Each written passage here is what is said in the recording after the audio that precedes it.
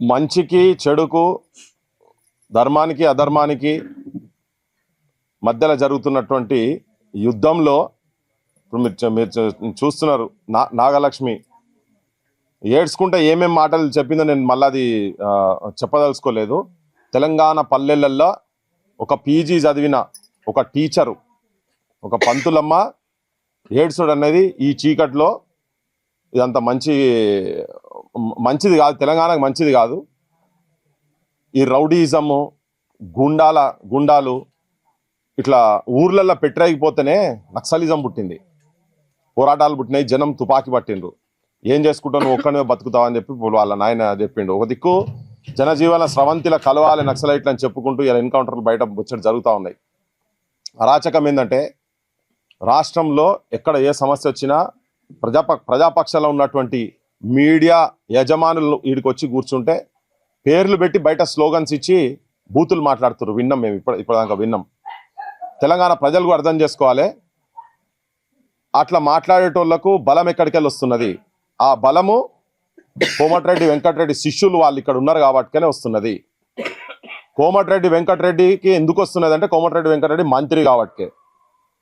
ఆయన మంత్రి ఎవరి క్యాబినెట్? రేవంత్ రెడ్డి మంత్రిలో క్యాబినెట్ అని. వారం రోజులైంది మేము ఇక్కడికి వచ్చి. ఇవాళ గన్మెన్ ఇచ్చిందట, ఇవాళ గన్మెన్ మేము చెప్పిన ఆమెకు మేము ఇక్కడికి వచ్చింది కేవలం తనను రక్షించేటందుకు.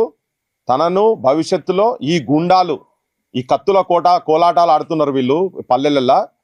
వీళ్ళు ఎక్కడ ఈ కుటుంబం బలవుతుందో, ఒక చదువుకున్నారు కాబట్టికే, విజ్ఞానం వచ్చింది కాబట్టికే ఇప్పుడు ఇలా అర్ధబలం అంగబలంకు బుద్ధి బలము విజ్ఞాన బలంకు గుండె బలంకు మధ్యలో జరుగుతున్నటువంటి యుద్ధం ఈ ఊర్లో ఓట్ల రూపకంగా రేపు ఎటు ఉంటుందో ఏందో తర్వాత సంగతి. కానీ సైలెంట్ ఓటింగ్ పడుతుంది అంటున్నారు. కానీ చదువుకొని మరి ఆయన ఏం చదువుకుంటో ఆయన వాళ్ళకి ఎంత సంస్కారం ఉన్నదో నాకైతే అర్థమైతే లేదు. కానీ సొంత కులపోలనే చంపి నడి రోడ్డు మీద నరికి ఇవాళ మళ్ళా ఊరు మీద పడి ఇంకెంతమందిని నరుకుతాడో మరి రేపు పొద్దుగాల ఆయన పుసుకున్న ఈ ఊరోళ్ళు కనుక గెలిపిస్తే ఎంతమంది నరుకుతారో, వీళ్ళు బతుకుంటారో లేదో కూడా తెలియదు. తెలంగాణ సమాజానికి ఊరూరికి కూడా మేము చూపించదలుచుకున్నాం ఏంటంటే ఇగో వీళ్ళు ఇట్లా కొట్లాడుతున్నారు, ఈ గుండాలకు వ్యతిరేకంగా మీరే బయటికి రావాలి అని చెప్తున్నారు కదా. ఇట్లా అరాచకాలు చేసినందుకే బయట పోలీసు వాళ్ళు, ఇటు రాజకీయ నాయకులు అందరూ కూడా ఇటువంటి వాళ్లకు అండదండలు ఉండి ఈ రాజకీయ వ్యవస్థల వాళ్ళు ఉన్నారు కాబట్టి తిరుగుబాట్లు పుట్టిన ఈ ప్రాంతంలో. ఉట్టిగా పుట్టలే, రోకల్ బండలు పట్టుకొని చదువు రానోళ్ళు ఇక్కడ తుపాకులకు తోపులకు వ్యతిరేకంగా నిలబడి కొట్లాడినరు. ఆ స్ఫూర్తితోటి ఇలా ప్రజాస్వామ్యయుతంగా రాజ్యాంగం ఇచ్చినటువంటి హక్కు, ఓటు హక్కు ఈ ఊర్లో సర్పంచ్ అయి ఊరికి మంచి చేసి ప్రజలను ధైర్యంగా వాళ్ళ హక్కులు వాళ్ళకు కల్పించి ధైర్యంగా ప్రజలతో పాటు మమేకమై వాళ్ళకు నాయకత్వం ఇచ్చేటువంటి ఆలోచనతో చదువుకున్నది కాబట్టి ఓటును నమ్ముకొని వచ్చింది. కానీ ఇలా వ్యవస్థ ఎంత ఘోరంగా ఉందంటే వారం రోజుల తర్వాత కూడా ఈ ఊర్లో పికెట్ లేదు, ఇంకా ఇప్పటివరకు పికెట్ లేదు. మేము వస్తుంటే కూడా మొత్తం గ్యాంగులు తిరుగుతూ ఉన్నాయి. సో మరి వీళ్ళని మాత్రం తిరగనిచ్చే పరిస్థితి లేదు. మరి పోలీస్ వ్యవస్థ ఏం చేస్తుంది జనం అయితే చూస్తున్నారు. గతంలో ఇట్లా ప్రచారం చేసేటువంటి వాళ్ళు లేరు, ఇప్పుడు ప్రచారం చేస్తున్నారు. పేర్లు పెట్టి మరీ తిడుతున్నారు కదా. కోమటిరెడ్డి వెంకటరెడ్డి నీకు ఇక మేము నీ భర్తం నువ్వు ఇవి బంద్ చేయకపోతే, రేవంత్ రెడ్డి గారికి కూడా చెప్తున్నాం ఏంటంటే వాళ్లకు ఈ కుటుంబానికి ఏమన్నా జరిగిందంటే మాత్రం ఇక్కడ వాళ్ళ మీద ఈగ వాలినా కానీ మేము కందిరీగలకి పడతాం మీ మీద, గుర్తుపెట్టుకోండి. ఈడ మీరు లా అండ్ ఆర్డర్ ప్రాబ్లం ఉందని చెప్పి రిపీటెడ్గా వాళ్ళు కూడా ఇవాళ కూడా హ్యూమన్ రైట్స్ కమిషన్ కాడికి పోయేసి వచ్చారు. వాళ్ళు హ్యూమన్ రైట్స్ కమిషన్ లో కూడా అప్లికేషన్స్ ఇచ్చిండ్రు, వాళ్ళు కూడా వెంటనే యాక్షన్ తీసుకుంటారట. కంప్లైంట్స్ ఇచ్చిన తర్వాత కూడా ఇలా బైండ్ ఓవర్ చెయ్యకుండా తర్వాత ఎట్టుకపోయిన కిడ్నాప్లు చేసి తీసుకుపోయింది కదా. వాళ్ళకు చిన్నగా ఏమన్నా అయితే మాత్రం ఎక్కడికడికో తీసుకుపోతారు కేసులను. ఇప్పటిదాకా దాన్ని అటెంప్ట్ మర్డర్ కేసుకు పెట్టలేదు. ఇంకా నేను చెప్పిన ఇంకా భవిష్యత్తులో కూడా ఈ రంగంలో కానూన్ ప్రకారంగా తెలిసినటువంటి వాళ్ళని కూడా అందరిని ఇక్కడ తీసుకొచ్చి కూర్చోబెడతాం. ఆ ఎక్సర్సైజ్ అయితే జరుగుతూనే ఉన్నది.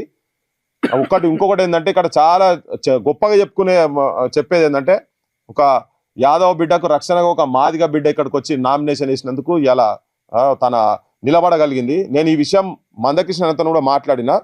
మందకృష్ణ కూడా అవసరమైతే ఈ ఊరికి వస్తా అన్నాడు, తన కూడా వస్తా అన్నాడు. వచ్చి చెప్తా నేను ఈ ఊరికి వచ్చి మా జాతి మొత్తం మీ ఎంబడి ఉన్నది, మాదిగా జాతి మొత్తం ఎంబడి ఉన్నది, మేము మొత్తం ఉన్నాం, MRPS గా ఉన్నామని చెప్పి నాతో మాట చెప్పిండు. ఇక్కడ శ్రీనివాస్ అని ఇన్ఛార్జ్ అతనితో కూడా జిల్లా ఇన్ఛార్జ్ ఉన్నట్టున్నది, తనతో కూడా నాతో మాట్లాడిపించిండు మందకృష్ణ అన్న.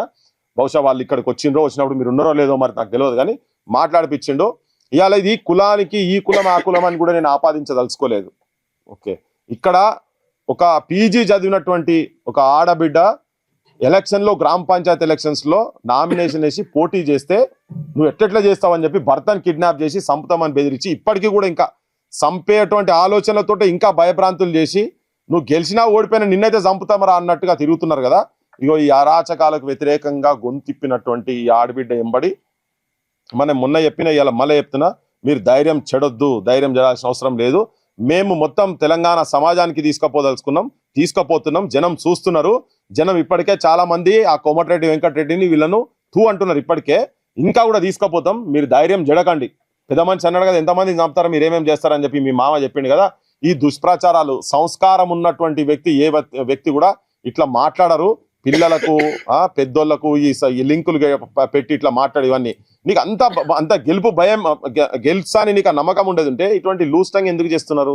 ఏం మాటలు ఇవి? ఎక్కడ బయట తిరగనీయకుండా చేసుడు ఇది చాలా అన్యాయము.